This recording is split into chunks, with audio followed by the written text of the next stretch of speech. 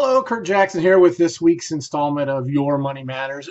Today we're going to talk about two topics. First one's going to be, and I don't want to sound sexist on this, but it's just kind of a reality of things. It's why women seem to be worse prepared for retirement than men. And I really hate having to give investment advice that seems to be specifically geared towards women. When you make those generalizations about human behavior based on sex chromosomes, it's bad science, and that much of what we attribute to hardwired differences is probably culturally determined when we keep reinforcing these stereotypes. So let's stick to the numbers today and try to figure out if, as is usually portrayed, women are actually a little less prepared for retirement than men. Some data collected from the IRA plan administrators across the country by the Employee Benefits Research Institute found that although men and women contribute pretty close to the same amount on their IRAs, on average it's about $39.95 a year for women and $4,023 for men, so pretty close. Men end up winding up with much larger nest eggs over time. The average IRA balance for men in 2012, the latest year, which was the data was available, was 136,718 for men and only 75,140 for women. When it comes to 401k, women seem to be more diligent savers than men, despite earning lower incomes on average. And data from Vanguard's 2014 How America Saves study, it's a report on 401k plans it administers, shows that women are more likely to enroll when sign-up is voluntary, which is good, and at all salary levels, which is good, and they tend to contribute a higher percentage of their income to their plans. All good things. But among women earning higher salaries, their account balances lag those of their male counterparts. Part of this, okay, which isn't really addressed in this the information that I found, is the fact that women are more likely to be out of the workforce to have kids, raise kids, or if a parent, which we're going to get into a little bit in the second part of the day, if a parent or a family member needs care, the woman is more likely to step out of the workforce and care for that person. So therefore, they're not putting that money into retirement, and they're losing. Not only do they make less money on average, but they're also working fewer years. I don't mean to say that it isn't work to be caring for someone. I mean to say in a normal, typical job. So, okay, so. So basically, what women are falling short when it comes to the way they invest, a global investor pulse survey showed that only 26% of female respondents felt comfortable investing in the stock market compared to 44% of men. Okay, see, now traditional planning says that women need to be more aggressive, take more risks, and I don't agree with that, because those risks of loss, nobody can really afford those, and I've done multiple videos and articles and stuff on why I feel that you can't afford to lose money when you're saving for retirement, even though the traditionalists say you can. So the traditional planning guy is going to tell you, well, you got to take more risk, and I don't agree with that at all. See, women have historically tended to outlive men by several years. It's another challenge that women have.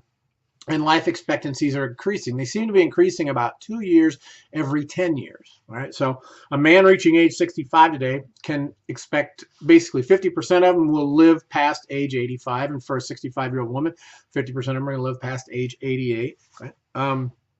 In fact, this is interesting. I hadn't seen this before, but it probably makes some sense that better educated people typically live longer than the averages. The upper middle class couples age 65 today, there's a 43% chance one or both will survive to at least age 95. So now, if we're retiring at 65, that's 30 years in retirement. We probably only spent 30, 35, 40, maybe 45 years working. So we're going to be in retirement almost as long as we're going to be that we worked. And this is why traditional planning, in my opinion, doesn't work, because traditional planning was devised 40, 50, 60 years ago when we may have lived 5 to 10 years in retirement. It worked then. It doesn't work now. Too many people are running out of money. Traditionalists will tell you, traditional financial planning says to build a portfolio necessary to last those 2 or 3 decades of retirement, women should be putting more money in stocks, not less, okay? Since equities are the best shot at beating inflation, beating growth. I totally disagree with that. We should be focusing on income. not necessarily how much wealth we build. All right.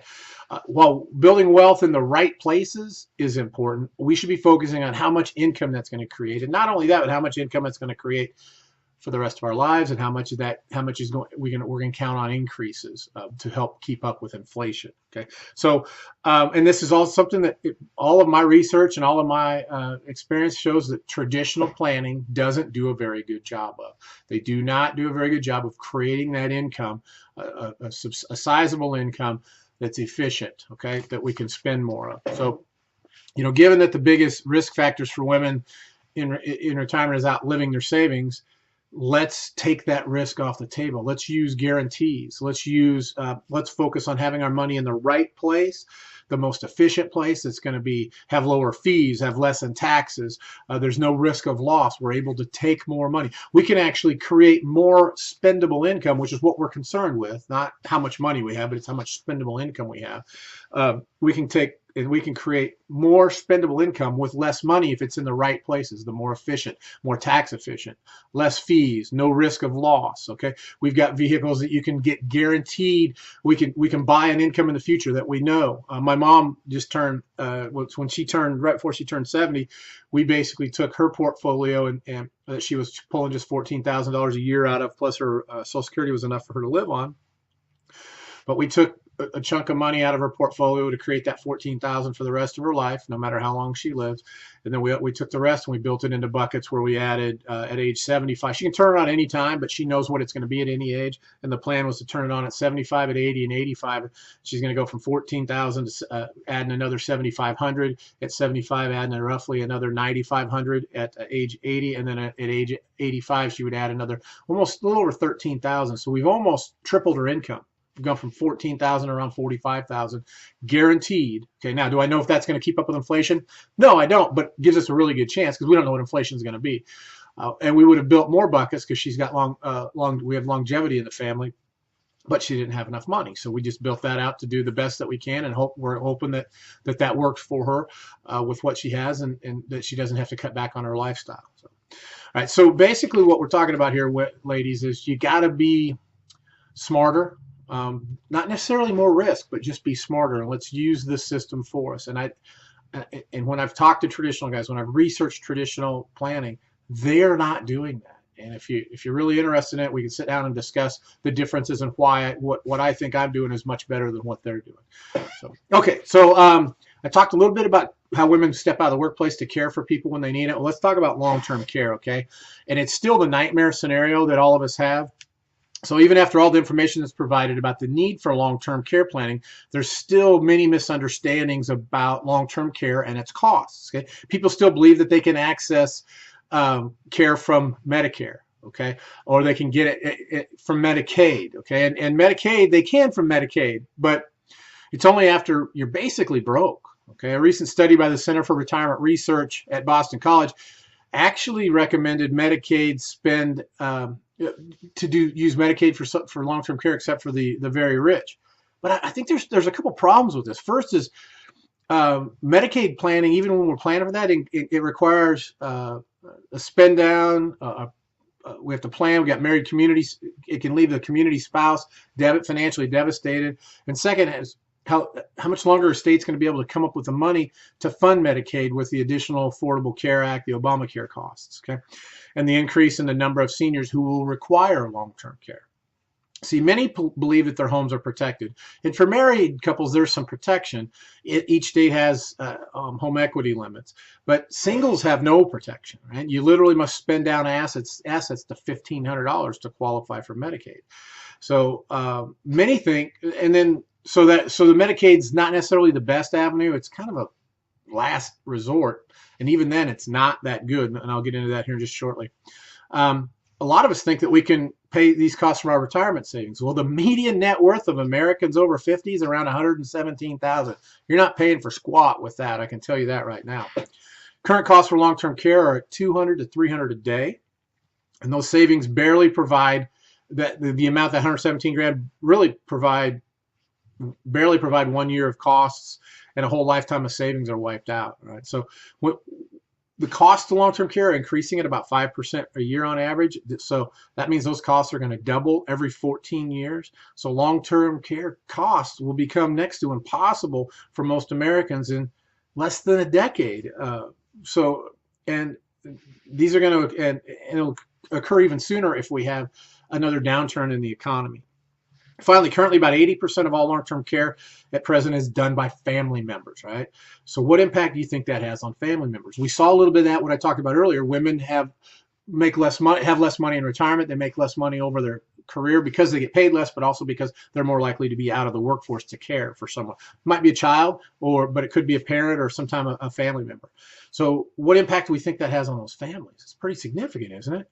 So there are ways to provide benefits that can allow families to stay in control of those costs, but you need to address them now. Don't wait. And I don't care how young you are or how old you are. The younger you are, the more you can do. The older you are, the more important it is. But we've got to think outside the box. See, as a family, we should be working together to pay for, some type of coverage to help pay for long-term care.